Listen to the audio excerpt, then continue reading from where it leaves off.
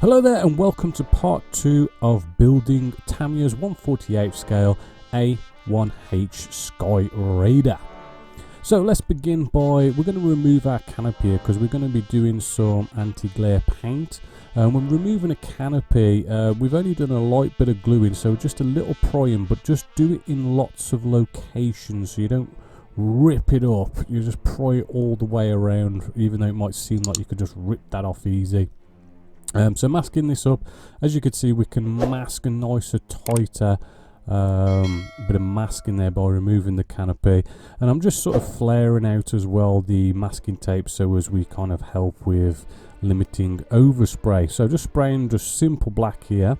Do feel free, like if you're not so competent with your airbrush, just kind of like mask up a little bit more.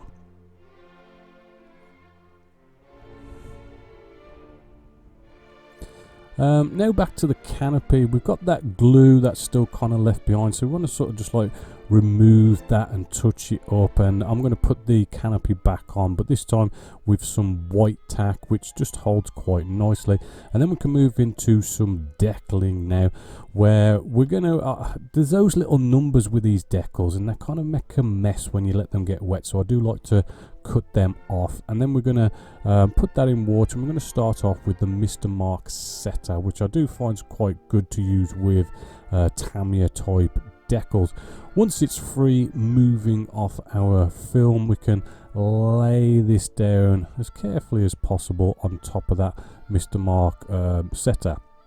I did accidentally rip this, right, so this is where we kind of have to play a little bit of jigsaw puzzle, which using a sewing needle we can sort of just take your time and just get it locked in, let it dry a bit so it sticks, so it doesn't move anymore, and then we can whack some more Mr. Mark is it softer or setter? The blue one anyway.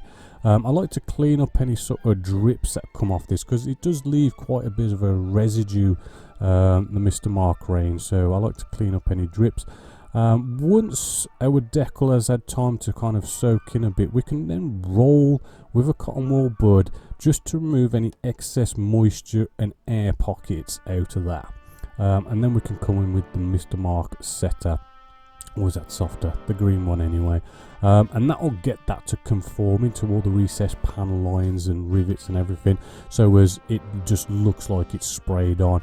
Once that's dried, just cutting very lightly into those recessed panel lines is just going to allow us to have that sprayed on look. It's going to allow washes to also get in there as well, and then we put some Mr. Mark softer on top of that as well. The brushes that you do get are quite stiff, so I don't mind actually kind of like dabbing into the recessed panel lines as well. It just kind of helps push that in and just gets it as if there wasn't a decal on top of that, so that's all good. Now as mentioned earlier, there is that a residue that's left behind. You can sort of see that. You want to clean that up because it can you know, hinder your painting or spraying or weathering after that. Some can be really stubborn, so coming back with the setter to basically rehydrate all this leftover residue, we can just clean that up a little bit better by applying that on top as well, and that should get that pretty nice and clean and ready for our weathering stage. This is just a nice sludge wash here. I like to put 2 coats on because it doesn't seem to the first coat, as you just saw there, just kind of bubbles and pulls up a bit, but a second coat, that it'll be absolutely fine after that. We do have some grey and black for obviously our black areas. We want to put like something a bit lighter like grey there, and for all our landing gear I'm going to do black just to kind of differentiate the white undercolour and our landing gear as well. And as you can see, nice second coat, and let that dry, and then with some kitchen paper towels and cotton wool buds, we can just begin to wipe up off the surface, as you can see, and it leaves behind in all the recessed panel lines and recessed rivets a nice bit of weathered dirt in there, which looks rather cool. A couple of passes should get it reasonably clean, and then we can just kind of get any leftovers by just wiping in the direction of flow. So if we did miss some of this wash, at least it's going to look like a streaking effect. And as mentioned as well, we using cotton wool buds, getting into those nooks and crannies. And then this is where I like to start gluing things on, because we've done the messy, heavy duty sort of work with the wash and the wiping down and stuff. So gluing a couple of bits and bobs on, you haven't got to worry too much about them breaking. Just placing them down using the Tamiya extra thin cement, a little bit of Tamiya extra thin cement just to go down first, just to kind of hold those kind of little pieces in position a bit, and then come back and give it a proper good gluing.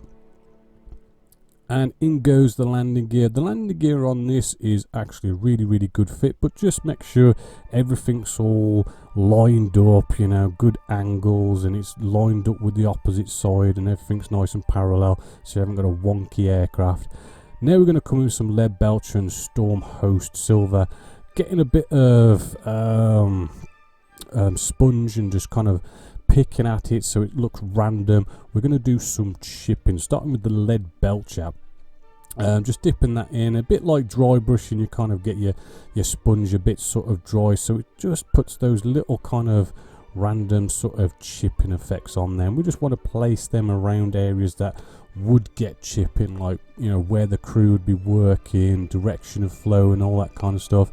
The storm host silver just kind of gets us really sort of a really nice high sort of silver there, and I like to dab this one a little bit less than our lead belcher. Like, I don't want that, this is kind of representing fresh new chips. Coming in with the paintbrush as well, we can do scratches and bigger chips and concentrate it a little bit more. Like this little area here can just look like people getting in and out the aircraft. On to the oils now. Apto Lung does some good oils. We're just going to sort of I wanted to kind of make the flaps kind of really have a very dirty look inside there, and as you can see, we can just kind of paint that on and just brush it with a brush that is just totally dry, and it just feathers it all in. Now with this technique, we just want to sort of keep cleaning this brush, not with any finish, just with a cloth, and keep everything dry. We can come in with different colours as well to enhance the whole sort of different colours and streaking and blending.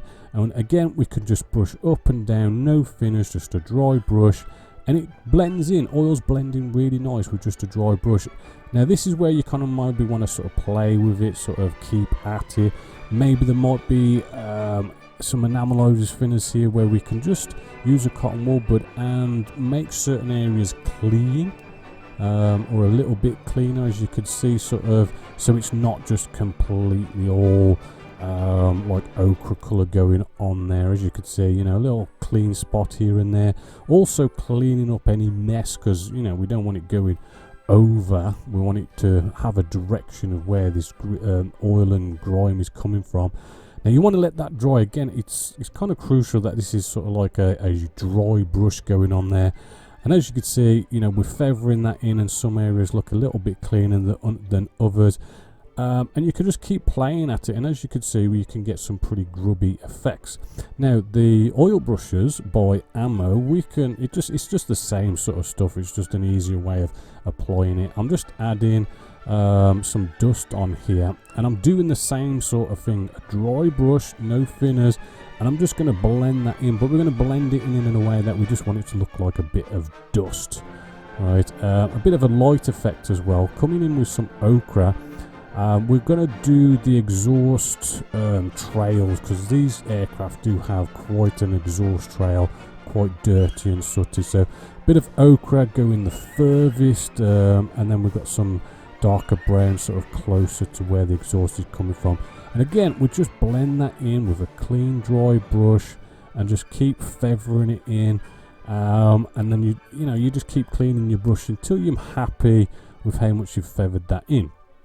Cool little technique here, using our sludge wash again, dark dirt, couple of little dots on our fuel tanks here, and we could just use an airbrush and recreate like rain blowing, as the rain blows across your car, same kind of effect. but on our fuel tanks. And I just think it's a really cool little, as you can see, little nice effect there. Cool technique, do like that. Back to the black by Vallejo 075. We're just thinning this down to make a final post shade. Really thin, really transparent. You don't want it to be in your face when you spray this on, but we're just kind of getting ailerons and flaps and just darkening them up, moving parts, maybe the odd little area here and there that you want to just look a bit more grubby. Using masking tape with this same technique, you can make those edges a bit more sharper as well to really have a direction of where the grub and grime is, which hopefully you like that. Now the matte coat, my favourite bit of matte UV varnish by Winsor & Newton with some homebrew thinners, 50-50 mix. We're just going to spray this all over our model, getting close to the finishing stage. Now when peeling off masking tape, just be very careful, peel very slowly, you know, don't rip it off, you don't want to rip any paint. Normally it's a bit grubby underneath there from washes, so a little clean up with a cotton wool bud, and then we can, and well, there we go, canopy's all done. Now we're just gluing on weapons. This is just a bit of super glue, and we glue on all our bombs. I like to use super glue personally because it's a clean break. These kind of things are the things that are going to break off, so a clean break with super glue is better than it kind of ripping with Tamiya and extra thin cement. Now, well, that's it now actually. That's the final bits of this build. Hopefully you've enjoyed it. Hope you're going to enjoy these final reveal photos. But please do go check us out on the Genesis Models website, where you can find loads more videos, step-by-steps, inbox reviews, the shows, everything. Please go check us out and support us over there. Other than that, hopefully you're going to be looking forward to the next rapid video build here at Genesis Models. But as always, until next time, my name's Bobby Waldron. This is Genesis Models, and I hope you've enjoyed.